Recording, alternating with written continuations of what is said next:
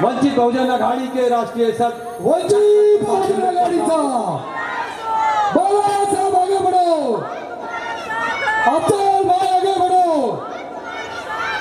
वंचित बहुजन आघाडीचा, वंचित बहुजन आघाडीचा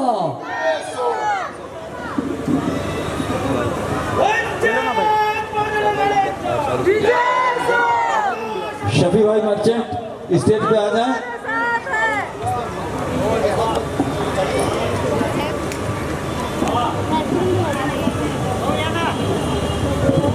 प्रकाश अंबेडकर जी आगे बढ़ो, वंचित बहुजन आघाडीचा। मैं सभी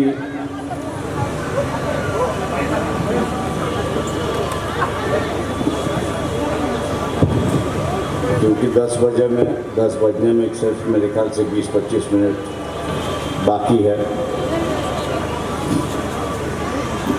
मैं अपनी बात रखना चाहता हूँ।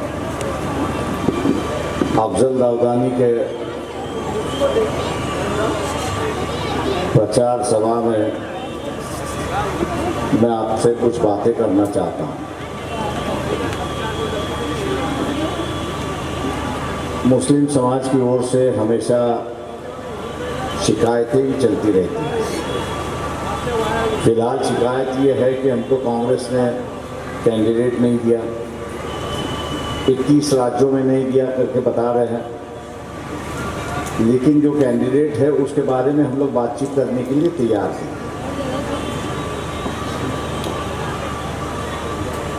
सवाल ये है कि पिछले 10 सालों में यहाँ की जो राजनीति है वो एक अलग किस्म की राजनीति रही, और वो अलग किस्म की राजनीति ये रही कि यहाँ की धार्मिक राजनीति की शुरुआत हुई, और जो गैर धर्म के लोग हैं उनके साथ में ऐसे बर्ताव होने लगा कि लोग अपने आप में ही डरने लगे।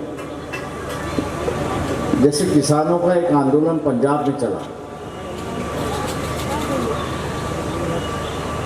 साल भर दिल्ली में चला वो आंदोलन। किसान ये कहता था कि आप जो दाम देते हो उसका कानून बनाया नहीं है, मिनिमम सपोर्ट प्राइस अब देते हो उसका आपने कानून बनाया नहीं है, इसलिए हम लोग धरना पे आए। पंजाब के जब इलेक्शन थे तो कुछ लोगों ने मोदी जी की कारवां जो चल रहा था वहाँ पे काले झंडे दिखाए, और काले झंडे दिखाने के बाद वहाँ से ये हुआ कि जो आंदोलन कर रहे थे उनको आतंकवादी बताया गया। दोस्तों, मतलब आप इस सरकार के खिलाफ अगर आवाज़ उठाते हो तो आप आतंकवादी। नतीजा ये हुआ कि पंजाब से जो है वो भारतीय जनता पक्ष को जो है एक भी सीट नहीं मिली, ऐसी एक परिस्थिति है। मैं आप लोगों से गुजारिश करता हूं कि दुनिया भर की बातें चलती रहे। वंचित बहुजन आघाड़ी ने पिछले 5 सालों में किस इशू पे अपना आंदोलन किया उसकी भी चर्चा चलती रहेगी, लेकिन मैं आप लोगों से पूछना चाहता हूं, उस पार्लियामेंट में आप एक मुस्लिम मेंबर ऑफ पार्लियामेंट देखना चाहते हो या नहीं, ये सबसे बड़ा सवाल। एक हद होती है कि जहां तक लोग सपोर्ट कर सकते हैं, लेकिन उसके बाद उसी समाज का या उसी धार्मिक समुदाय का एक व्यक्ति होना चाहिए कि जो अपनी बात पार्लियामेंट में कहे। मैं आप लोगों से ये कहूँगा कि जो राजनीतिक दल मुस्लिम समाज को कैंडिडेट नहीं देते हैं उसकी वजह एक है कि बातचीत तो हमारी चलती रहती है, उसमें झगड़े भी होते रहते हैं, लेकिन हम लोग उनसे पूछते तो वो यही कहते हैं कि अगर मुसलमान कैंडिडेट दो तो मुस्लिम उसको वोट नहीं देता है, और अगर मुस्लिम उसको वोट नहीं देता है तो फिर ये होता है कि पार्टी का दूसरा जो नॉन मुस्लिम वोटर है वो पूछता है कि फिर हम क्यों वोट दें, हम हमारा वोट क्यों जाहिर करें। मैं समझता हूँ कि मुस्लिम समाज ने पहला ये सीखना चाहिए कि अगर समाज का कैंडिडेट है, धर्म का कैंडिडेट है, चाहे वो जीते या हारे, उसकी हम लोग ने फिक्र नहीं करना चाहिए, लेकिन उसको वोट देना चाहिए, ऐसी एक परिस्थिति है। एक चर्चा ऐसी चली है कि अगर हम लोग अफजल रावगानी को वोट देंगे तो शायद बीजेपी जीत के आएगी। मैं ये पूछना चाहता हूँ कि पार्लियामेंट की कितनी सीटें हैं? 544 सीटें हैं, और इन 544 सीटों में से 4 सीटें जो है कि जहाँ पर मुस्लिम कैंडिडेट और एक बुद्धिस्ट कैंडिडेट खड़ा हुआ है, ऐसी एक परिस्थिति है।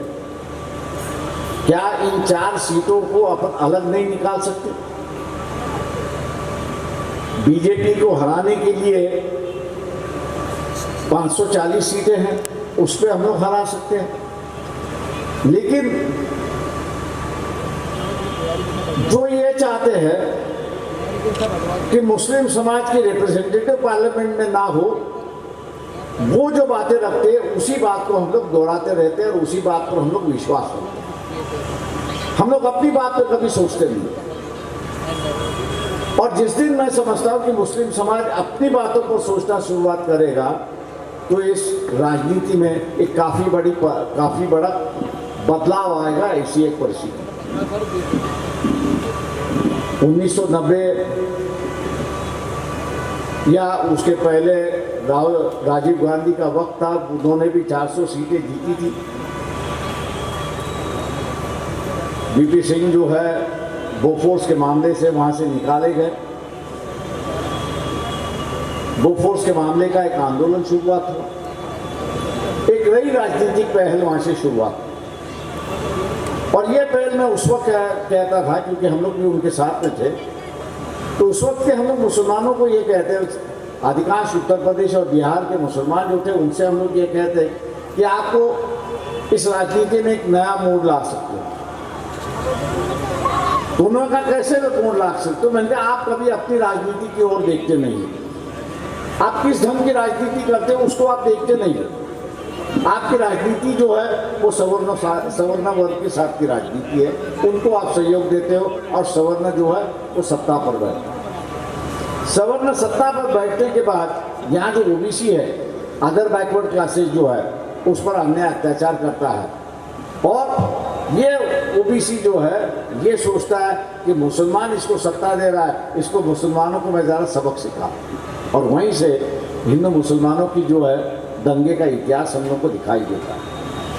हमने उस वक्त बिहार और उत्तर प्रदेश के मुसलमानों से ये कहा कि आप एक मौका दो, यहाँ की राजनीति बदलने का मौका दो। ये जो दंगों की राजनीति है, ये दंगों की राजनीति खत्म हो सकती है, ये दंगों की राजनीति खत्म हो सकती है। मैंने कहा एक मौका दो, आप वीपी सिंह के साथ चले जाइए, ओबीसी की राजनीति यहाँ से शुरुआत होगी। और जिस दिन मैंने कहा ओबीसी की राजनीति शुरुआत होगी, उस दिन से मैंने कहा लिख के लिए बिहार और उत्तर प्रदेश के दंगों की राजनीति वहाँ पे खत्म होगी। 90 के बाद में उत्तर प्रदेश और बिहार से दंगों की राजनीति खत्म हो चुकी है। उसकी वजह यह है कि जो दंगे करने वाले थे, ओबीसी और मुसलमान दंगे करने वाले थे, हाथ मिला दिए और सत्ता में बैठ गए, और आज भी सत्ता में बैठे, ऐसी एक परिस्थिति। इस दंगों की राजनीति के बाद क्या हुआ? बम ब्लास्ट की राजनीति यहाँ पे शुरुआत, बम ब्लास्ट की राजनीति यहाँ पे शुरुआत हुई, और उसी का सिलसिला आज हम लोगों को दिखाई देता है। मैं समझता हूँ कि आज भी एक नए मोड़ राजनीति यहाँ पर ले सकती है, ऐसी एक परिस्थिति है। और उस राजनीति के मोड़ को एक नया मोड़ अगर देना है, तो मुसलमानों को अपना मुस्लिम उम्मीदवार चुनना चाहिए। वो जिस दिन पार्लियामेंट में चले जाएगा, उस दिन यहाँ की राजनीति बदलना शुरुआत होगी। आप इसको याद रखिए। आज हम लोग ने एक प्रेशर बनाया, वंचित बहुजन अघाड़ी ने मुसलमानों को उम्मीदवारी देते हुए एक प्रेशर बनाया, और प्रेशर देके ये कहा है कि यह जो वंचित बहुजन अघाड़ी के 2 लाख वोटर जो है, वो 2 लाख वोटर जो है वो अफजल रावगानी तो पैसे मिलेंगे कि पार्टी के उम्मीदवार होने से पार्टी का वोट पार्टी को ही जाएगा।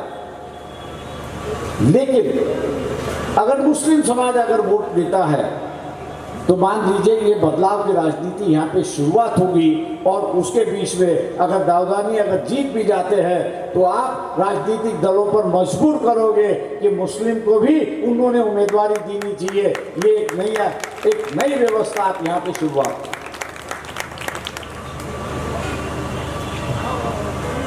शिवसेना वाले जो है वो यही प्रचार करेंगे कि भैया आपने अगर अफजल दाऊदानी को उम्मीदवारी दी तो बीजेपी जीत के आएगी, एकनाथ शिंदे जीत के आएगा। लेकिन मैं ये पूछना चाहता हूं कि इलेक्शन के बाद आप बीजेपी के साथ जाओगे या नहीं जाओगे? ये सवाल हमारा नहीं है, ये सवाल यहाँ कुछ मुस्लिम संगठनों ने खड़ा किया होगा। मुस्लिम इंटेलेक्चुअल फोरम जो है उन्होंने ये सवाल खड़ा किया है कि आप वोट चाहते हो तो हम देने के लिए तैयार। ऐसा नहीं कि हम देने के लिए तैयार नहीं, हम देने के लिए तैयार है, लेकिन लिखित दीजिए कि आप 5 साल के लिए चुन के आने के बाद बीजेपी के साथ में जाओगे। दोस्तों, मैं ये मान के चलता हूं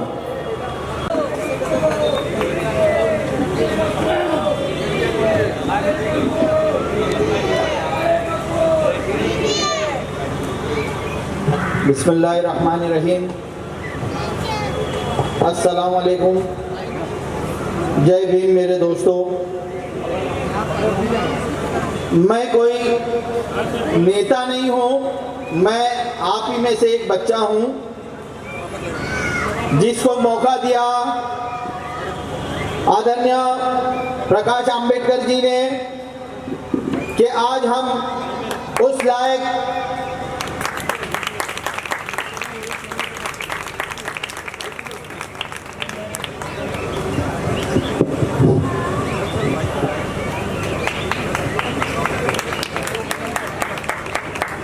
अफजल भाई आगे बढ़ो, हम आपके साथ हैं। अफजल भाई आगे बढ़ो। वंचित बहुजन आघाडीचा विजय असो, डॉक्टर बाबासाहेब आंबेडकरांचा विजय असो। मैं बहुत कम टाइम में अपनी बात रखूंगा क्योंकि हमने मंच पे बैठे हुए सभी की बात सुनी और हमारे स्पेशल डिग्निटरी जनाब प्रकाश आंबेडकर जी को हम सुनने आए हैं। ये आवाम उनको सुनना चाहती है।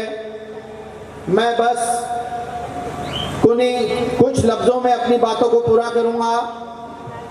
मैं आप लोगों में से एक बच्चा हूं और उसके लिए मौका मुझे आदरणीय प्रकाश आंबेडकर जी ने दिया।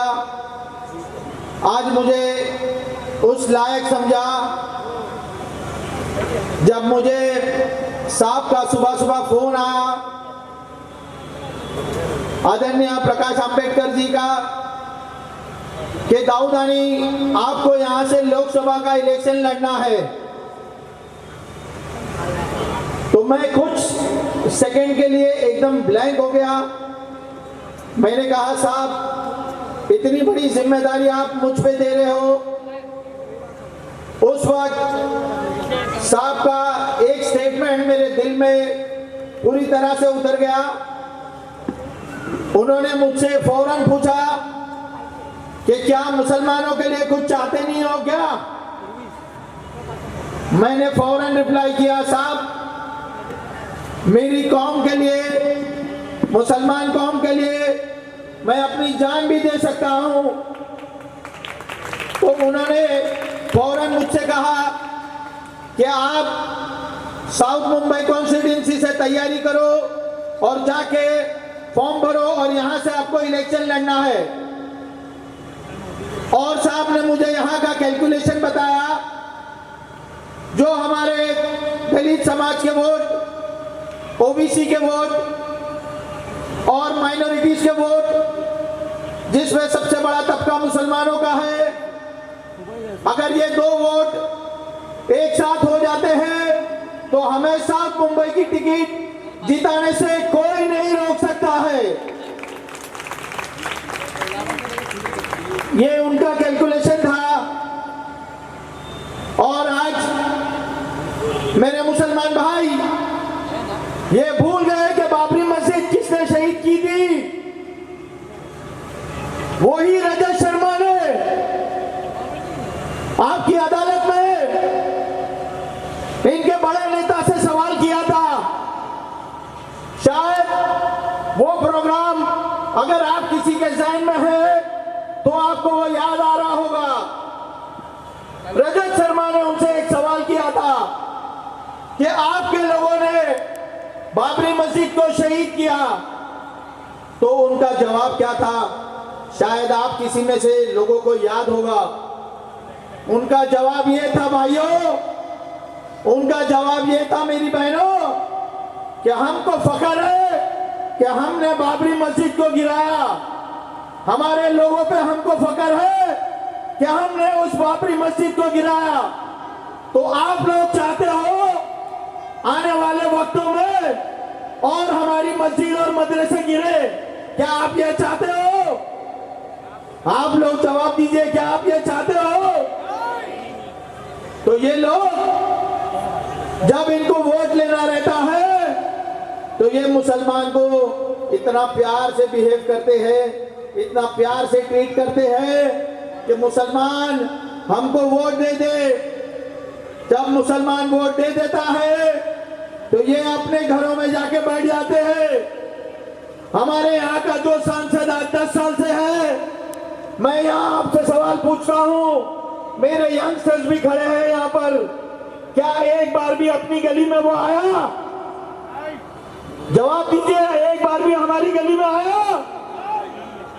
ऐसे इंसान को हमने वोट दिया, ऐसे शख्स को हमने वोट दिया कि जो मुसलमानों को, ना उनकी गली को, ना उनके मोहल्ले को, ना उनकी मस्जिदों को, ना उनके मदरसों को कभी पूछने आया कि आपको क्या मुसीबत है, क्या प्रॉब्लम है।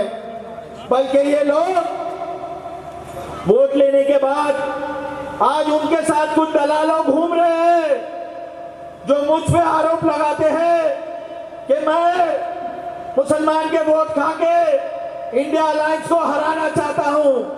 ये उनके साथ जो दलाल घूमते हैं, ये वो दलालों का स्टेटमेंट है। तो मैं वो दलालों से कहता हूं कि अगर आपका जमीन मर गया है तो आप उस बाबरी मस्जिद के लोगों को साथ दो जिसने खुले मंच पे आके कहा कि बाबरी मस्जिद को हमने गिराया है, हमारे लोगों पे हमको फख्र है।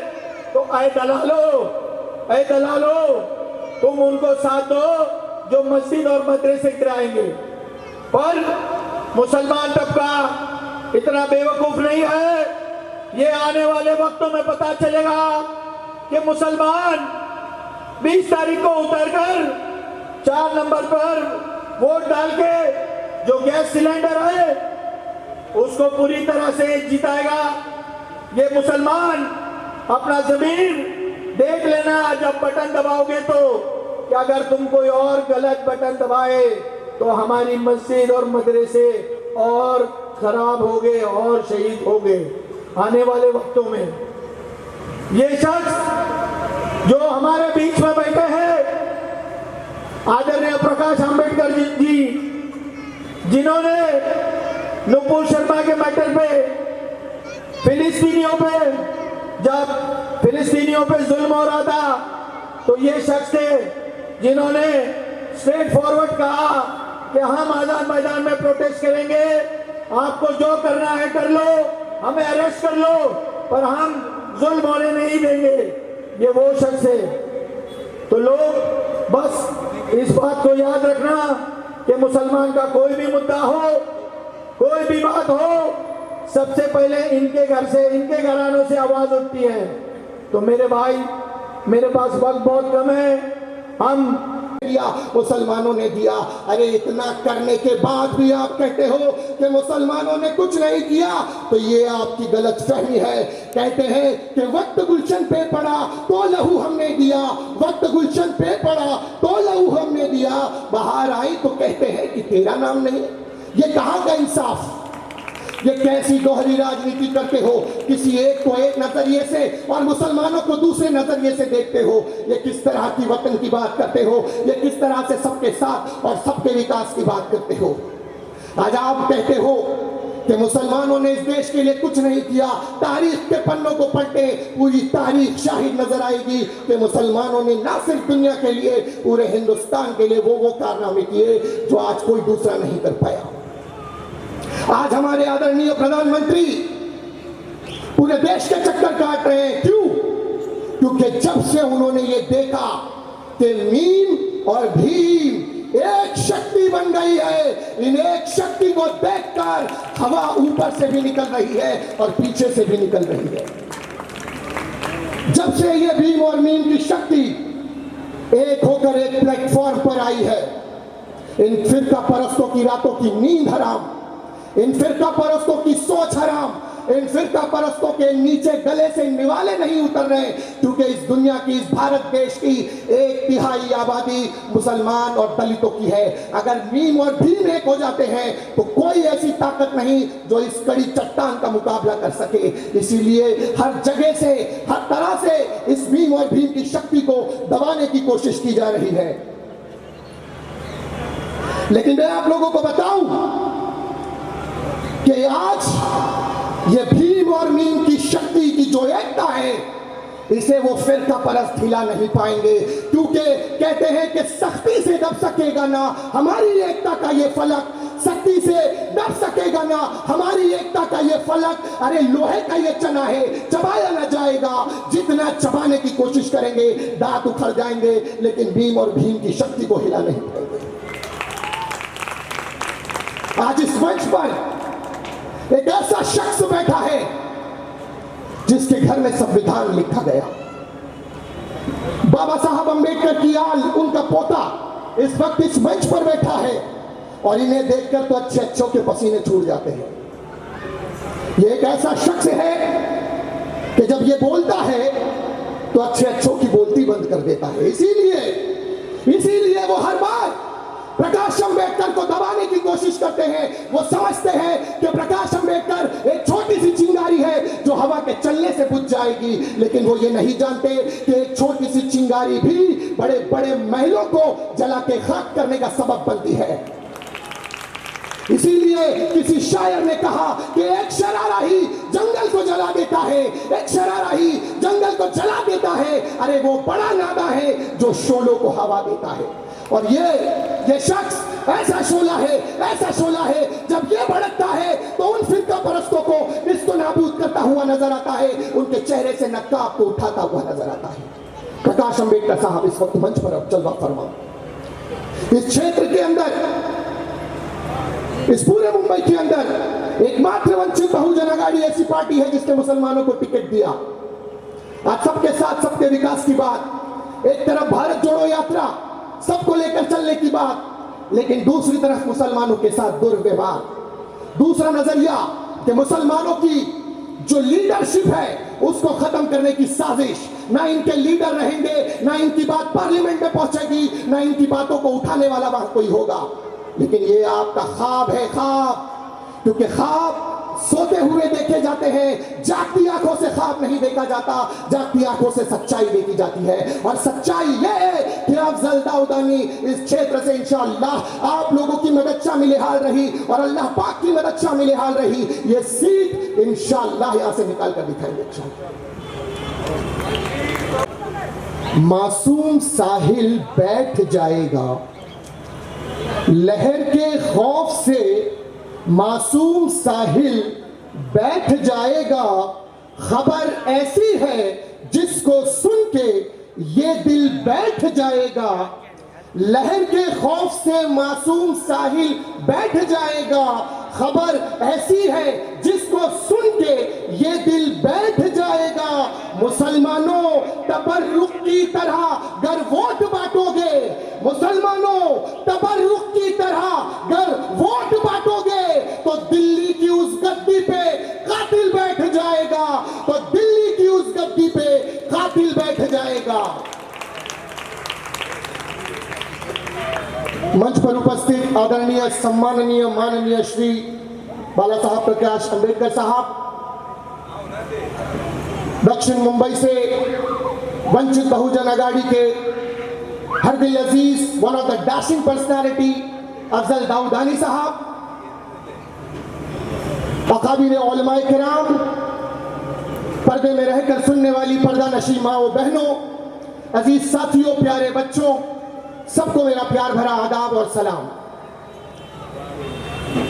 तबीयत इस बात की इजाजत तो नहीं दे रही थी कि आज यहां पर आऊं और आप लोगों से गुफ्तगू करूं, लेकिन ये अफजल दाऊदानी की मोहब्बत थी। दो बाटली ग्लूकोज और 4 इंजेक्शन लेने के बाद यहां पर आज खड़ा हूं।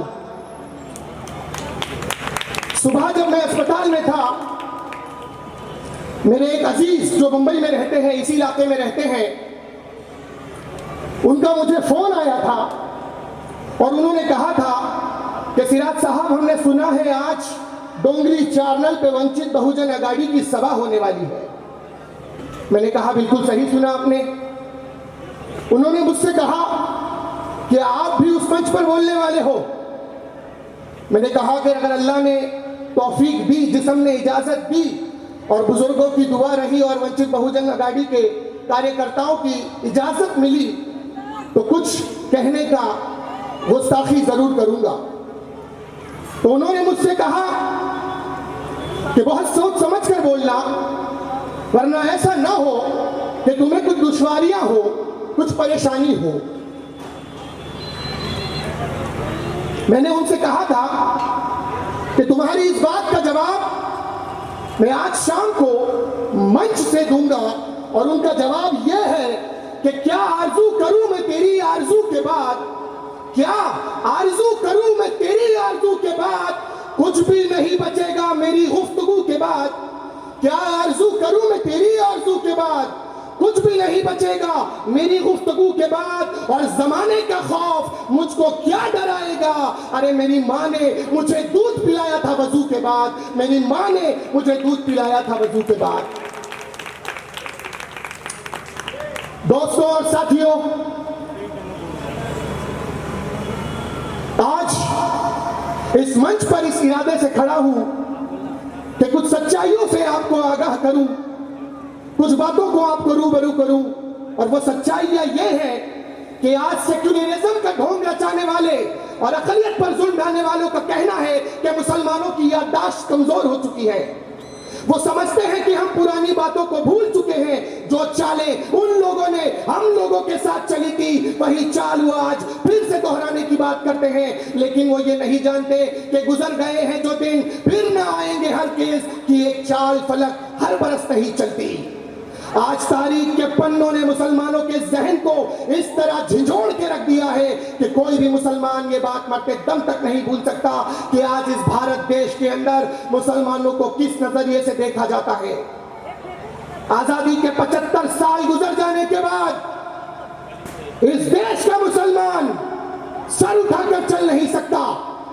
जहां जाता है हुब्बुल वतनी का बार बार उस पर इल्जाम, वतन से मोहब्बत नहीं करता, यह इल्जाम मुसलमानों के चेहरे। प्रकाश अंबेडकर साहब मौजूद हैं।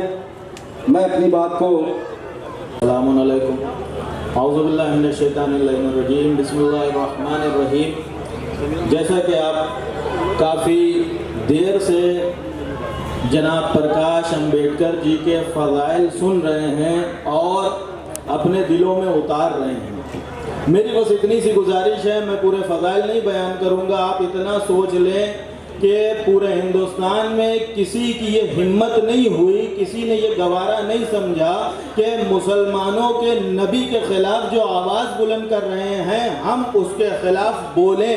किसी में ये ताकत पैदा नहीं हुई। मेरे अजीज़ों, आप पूरी तारीख उठा के देख लें, बड़े से बड़े नेता, बड़े से बड़े कौम के सरबराह मौजूद थे जो हमारे दरों पे भिखारी बन के आते थे कि अपना कीमती वोट हमें दे दो, अपना कीमती वोट हमें दे दो, अपना कीमती वोट हमें दे दो। और हम भी उनके झांसे में आके अपनी जो कीमती वोट हमारा है वो हम चंद, जिसे कह लिया जाए कि लालच में आके थोड़ा सा बहक के, थोड़ा सा गुमराह हो के वो वोट अपना कीमती हम उन्हें दे देते हैं। लेकिन मेरे अजीजों, आज तक किसी पार्टी ने इतने मुस्लिम युवा को सिलेक्ट नहीं किया जितना प्रकाश अंबेडकर जी ने किया है।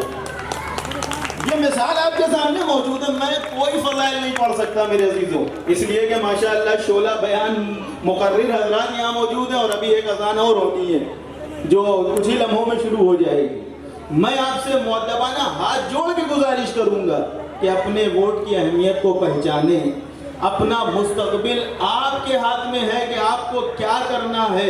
उसको मसनद पे लाना है जो आके मंदिर और मस्जिद करे, जो आके हिंदू और मुसलमान करे, जो आके हमें आपस में लड़वाए, जो आके हमारे पर्दे पे एतराज उठाए, जो आके हमारे निकाह में मुदाखलत करे, जो आके हमारे दीनी मसाइल को अपना वोट का जो है वो प्रोपोगंडा बना ले, या उसे वोट देना है जो हमारे बीच का हो, जो हमारे दुख दर्द को समझ सकता हो, जो हमारी परेशानी को जान सकता हो, जो हमारे मसाइल दीनी को बाखूबी वाकिफ हो और जानता हो। लिहाजा आपसे हाथ जोड़ के मेरी यही गुजारिश है कि अपना कीमती वोट जो है ये 4 नंबर के ये जो आप चुनाव चिन्ह देख रहे हैं बाटला गैस सिलेंडर, अगर आप अपना कीमती वोट इसे इस साल दे देंगे तो यकीन जाने आपका आने वाला मुस्तकबिल संवर जाएगा।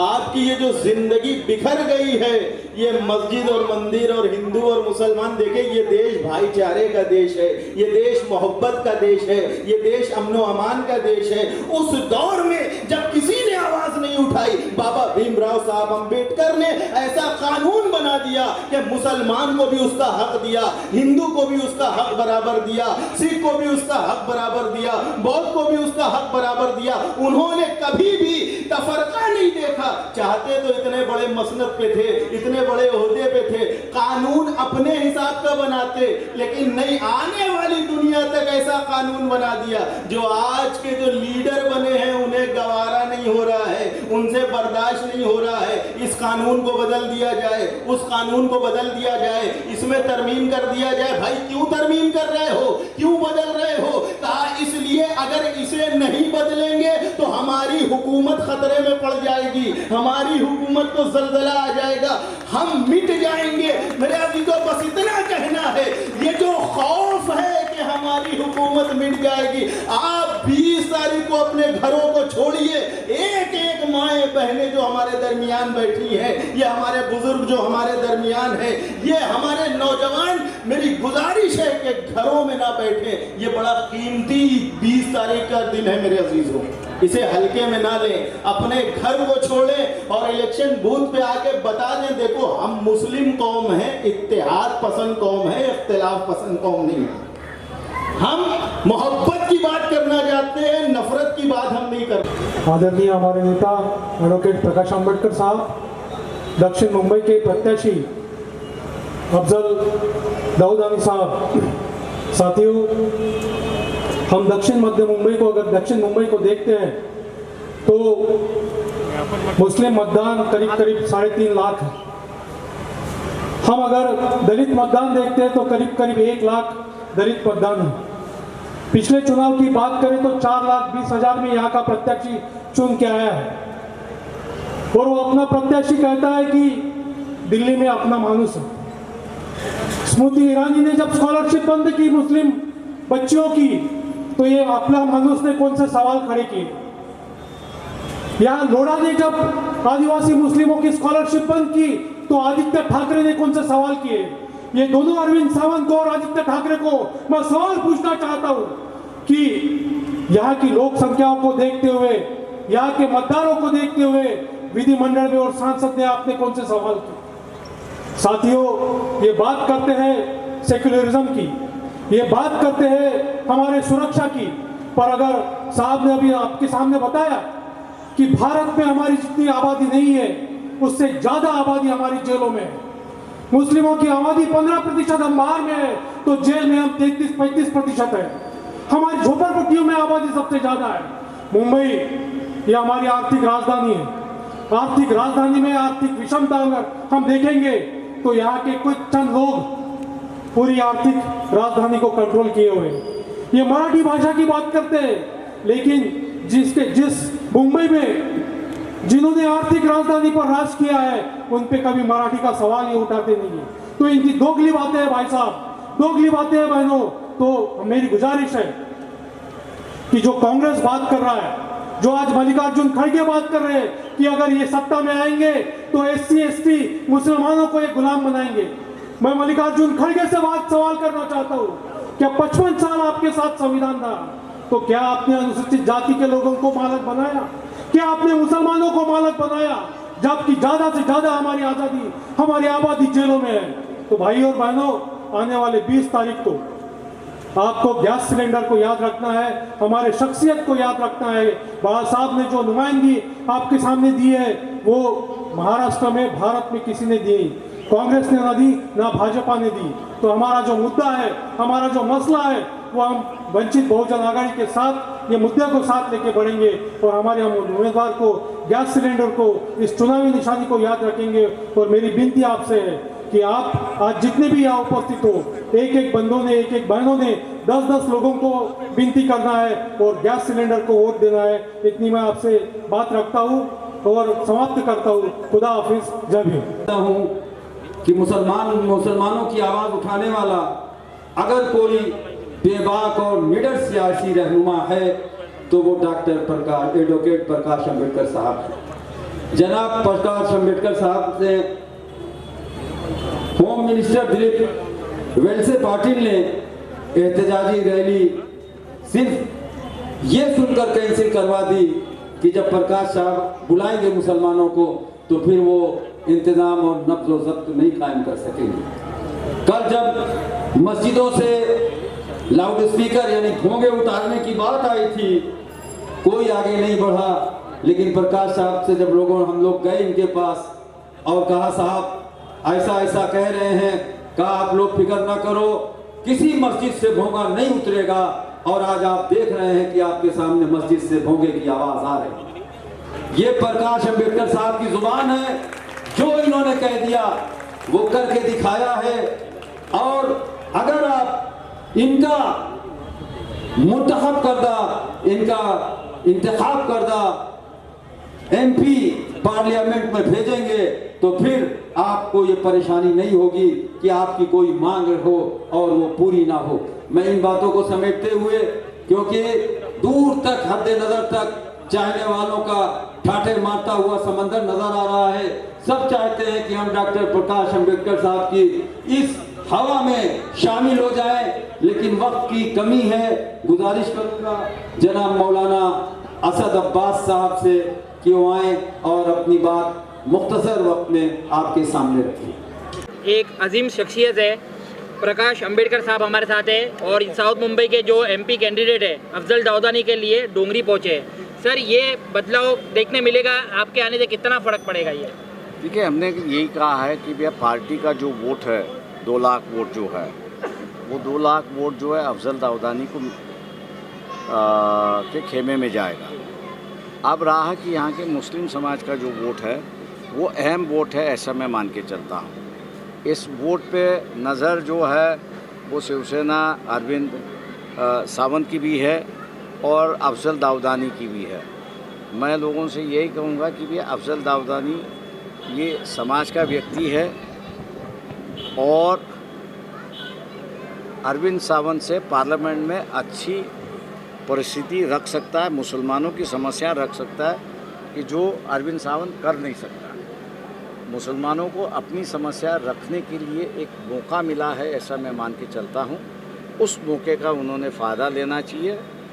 अगर यहाँ अफजल दाऊदानी जीत के आते हैं, जो राजनीतिक दल मुसलमानों को कैंडिडेचर नहीं देते हैं वो मजबूरन कैंडिडेट देना होगा उनको, और ये बदलाव मैं समझता हूँ कि राजनीतिक दलों में काफ़ी बड़ा बदलाव होगा, ऐसा मैं मान के चलता हूँ। सर, ये बताइए, अभी ये इंडिया अलायंस के साथ में आप पहले थे और आज अभी अकेले, मतलब देखिए इंडिया अलायंस के साथ पे जो है वो हम लोग ने जो कंडीशन रखी थी, कंडीशन नहीं कहूँगा लेकिन बात रखी थी कि हम लोग सेक्युलर वोट पर जीतेंगे और सेक्युलर वोट पर जीतने से जो है उसको आश्वासन करेंगे कि भाई 5 साल तक हम लोग बीजेपी के साथ में नहीं जाएंगे। आज वही मुद्दा मैं समझता हूँ कि मुस्लिम समाज के कुछ संगठन उठा रहे हैं और सवाल कर रहे हैं उद्धव ठाकरे शिवसेना से कि भैया आप हमारी वोट तो मुसलमानों के वोट तो मांगते हो, लेकिन क्या जीतने के बाद आप भारतीय जनता पार्टी के साथ नहीं जाओगे, इसकी गारंटी क्या है? वो लिखित गारंटी मांग रहे हैं। लेकिन जहाँ तक हम लोग की जानकारी है, उस वक्त भी जब हम लोग ने उठाया था तो उन्होंने कहा था कि हम लोग लिखित नहीं देंगे। जो बैठक में उनकी भूमिका थी वो आज भी भूमिका दिखाई देती है कि वो लिखित देने के लिए तैयार नहीं है। ऐसे परिस्थिति में मुस्लिम समाज से ऐलान करता हूँ कि जो आप मांग कर रहे हो वो अगर पूरी नहीं हो रही है तो इसका मतलब यही है कि आप सिर्फ वोटों के लिए है, और वोट लेने के बाद उनका संबंध जो है वो बीजेपी के साथ में होगा। ऐसे परिस्थिति में मुसलमानों ने वोट देना ये नहीं देना, ये मेरे ख्याल से सोचना चाहिए। ऐसा मैं उनसे ऐलान करता हूँ। सर एक चीज़ ये पूछना चाहता हूँ, अभी ये जैसे बहुत से लोग कह रहे हैं कि अफजल दाऊदानी वोट काटने के लिए खड़े, तो उनको आप क्या कहना चाहेंगे? सवाल ऐसा है कि भैया, मैंने जैसे कहा कि औरंगाबाद की सीट पर भी वही चर्चा हुई, लेकिन वहाँ पे मुस्लिम कैंडिडेट जीत गया, क्योंकि पार्टी के जो वोट थे वो उस पार्टी के वोट जो है वो मुस्लिम कैंडिडेट को मिले। उसी तरह हम ये कह रहे हैं कि साउथ बॉम्बे की कॉन्स्टिट्यूंसी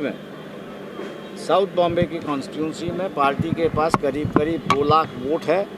वो 2 लाख वोट जो है वो अफजल दाऊदानी के पास वैसे की वैसे ही जाएंगे, उनको ही गिरेंगे। अब ऐसा है, ये 2 लाख में जो है 1.5 लाख वोट अगर मिलता है तो मेरे ख्याल से यहाँ पर जीत है, ऐसी एक परिस्थिति है। इस पर मेरे ख्याल से मुस्लिम समाज ने गौर से सोचना चाहिए। सर एक आखिरी सवाल, हमारे न्यूज़ के माध्यम से आप वोटर को, और जो नई वोटर है, खासकर जो नए वोटर है जो पहली बार वोट करेंगे, उसको क्या मैसेज देना चाहेंगे? देखिए, पहला वोटर जो है वो वोट करने के लिए तैयार नहीं है, ऐसी एक परिस्थिति है।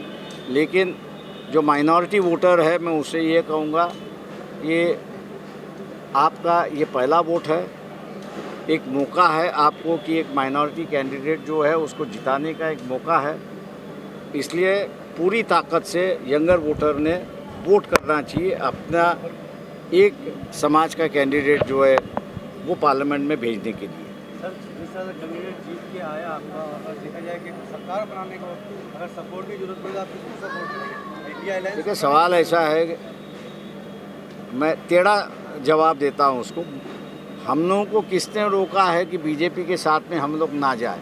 कौन रोक रहा है? यहाँ मुस्लिम समाज रोकेगा, कांग्रेस रोकेगा, या और कोई रोकेगा? आज़ाद है, जैसे मुस्लिम समाज आज़ाद है वैसे हम भी आज़ाद है। लेकिन हम लोग ने अपने आप को रोका है कि भैया अपनी लड़ाई जो है वो बीजेपी के साथ है, आरएसएस के साथ है। इन्होंने धर्म के नाम पर हम लोग को कैदी बनाया था 2500 साल। संविधान के माध्यम से आज़ादी मिली है, उस आज़ादी को अगर बरकरार रखना है तो हम लोगों को अपनी लड़ाई लड़नी है और बीजेपी को विरोध करना है। सर एक सवाल, आखिरी सवाल है सर, ये पूछना चाह रहा हूँ, कल ये परसों जो 13 तारीख को ये बहुत बड़ा दुर्घटना हुई है घाटकोपर में जी, वहाँ पे मतलब जैसे जो परसों दिखाई दे रही थी 13 तारीख को जैसे हुजूम दिखाई दे रहा था वहाँ पे, कि वहाँ पे हर एनडीआरएफ और दमकल विभाग और मुंबई महानगर पालिका के हर कोई दिखाई दे रहा था, और आज वहाँ पे कोई दिखाई नहीं दे रहा है। इस बारे में आप क्या कहना चाहेंगे सर?